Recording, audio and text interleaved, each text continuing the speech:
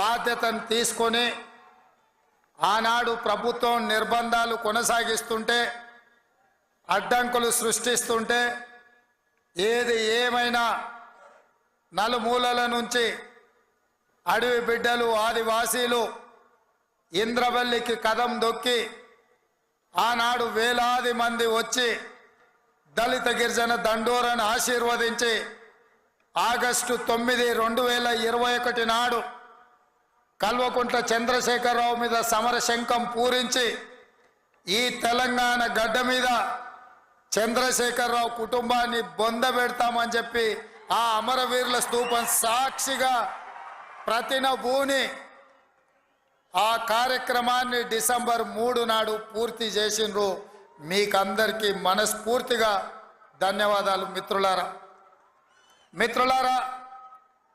ఇక్కడ మట్టికి గొప్పతనం ఉన్నది, ఇక్కడి గాలిలో పౌరుషం ఉన్నది, ఇక్కడ తినే తిండిలో వేసే అడుగులో పోరాట పటిమ ఉన్నది.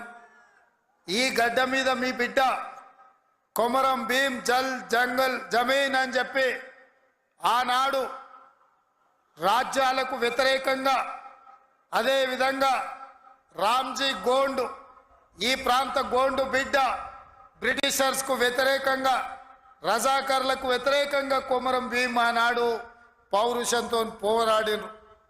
ఈనాడు చరిత్ర పుటలలో పోరాటాల గురించి చర్చించాలి అంటే, పౌరుషం గురించి ప్రస్తావించాలి అంటే రామ్జీ గోండు కొమరం భీం గురించి ప్రస్తావించకుండా ఏ చరిత్ర మొదలు అవ్వదు అని చెప్పి నేను సగర్వంగా ఈ సందర్భంగా చెప్తున్న మిత్రులారా. అలాంటి పోరాట స్ఫూర్తిని తీసుకొని కేస్లాపూర్ గుడిలో దర్శనం చేసుకొని నాగోబా ఆశీర్వాదం తీసుకొని తప్పకుండా ఈ గడ్డ మీద ఇందిరమ్మ రాజ్యం తీసుకొచ్చి దళితులకు, గిరిజనులకు, ఆదివాసులకు, బలహీన వర్గాలకు, మైనారిటీలకు వాళ్ళు మెచ్చే ప్రభుత్వం, వాళ్లను ఆర్థికంగా సంక్షేమ రంగంలో అభివృద్ధి ప్రాంతం వైపు నడిపించే ప్రభుత్వాన్ని ఏర్పాటు చేస్తామని చెప్పినాం. ఇవాళ ప్రభుత్వం ఏర్పడ్డది. ఆ ప్రభుత్వం ఏర్పడ్డది కాబట్టే మా ప్రభుత్వం మొట్టమొదటి అభివృద్ధి కార్యక్రమం ఆనాడు మాట ఇచ్చినాం. ఇదే ఇంద్రవెల్లి అమరవీరుల స్తూపం సాక్షిగా అభివృద్ధి కార్యక్రమాలను తీసుకొని ముందుకు వెళ్తాం. ఆదిలాబాదును దత్తత తీసుకుంటాం. తప్పకుండా ఈ ప్రాంతాన్ని, తప్పకుండా ఆదిలాబాదు ప్రాంతాన్ని, ఈ అడవ బిడ్డల ప్రాంతాన్ని, ఈ అమాయకుల ప్రాంతాన్ని, ఈ ఆదివాసీల ప్రాంతాన్ని అభివృద్ధి పదం వైపు నడిపించే బాధ్యత ఇందిరమ్మ రాజ్యం తీసుకుంటుందని ఆనాడు ప్రతిజ్ఞ చేసినాం. ఈనాడు అభివృద్ధి కార్యక్రమాలలో భాగంగా గూడాలకు రోడ్లు, గూడాలకు తాగడానికి నీళ్లు, నాగోబా గుడి అభివృద్ధి కోసం, అదేవిధంగా ట్రైకార్ నేతృత్వంలో ఈ విద్యార్థుల చదువుల కోసం ఈ ప్రాంతంలో మనము అభివృద్ధి కార్యక్రమాలను ప్రారంభించినాం. మిత్రులారా, ఆయల్ల నేను చెప్పిన ఇంద్రవెల్లి పర్యటన ఉందన్నప్పుడు కాంగ్రెస్ పార్టీ వాళ్ళే 1981లో ఈ ఆదివాసీ బిడ్డలను పొట్టన పెట్టుకున్నారు. ఏ ముఖం పెట్టుకొని కాంగ్రెస్ నాయకులు ఇంద్రవెల్లి దర్శించుకుంటారని కొంతమంది సన్నాసులు ప్రశ్నించారు. ఆనాడు నేను ఇదే గడ్డ మీద నుంచి క్షమాపణ చెప్పిన.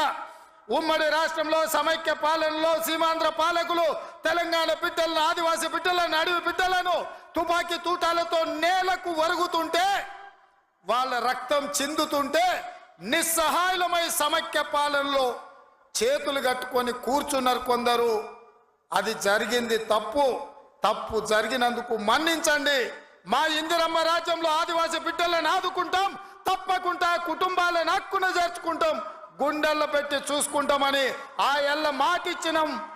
ఇవాళ ఆనాడు అమరులైన కుటుంబాలకు ఇందిరమ్మ ఇండ్ల పట్టాలే కాదు, ఇండ్లు కట్టుకోవడానికి 5 లక్షల రూపాయల కుటుంబాలకు ఇచ్చి ఇవాళ నాడు అమరులైన కుటుంబాలను ఇవాళ ఆదుకునే కార్యక్రమం చేపట్టిన. మిత్రులారా, చరిత్రలో జరిగిన తప్పిదాలను, సమైక్య రాష్ట్రంలో ఉమ్మడి పాలనలో జరిగిన దుష్టాంతాలను సరిదిద్దడానికి శ్రీమతి సోనియా గాంధీ గారు తెలంగాణ రాష్ట్రం ఇచ్చిండ్రు.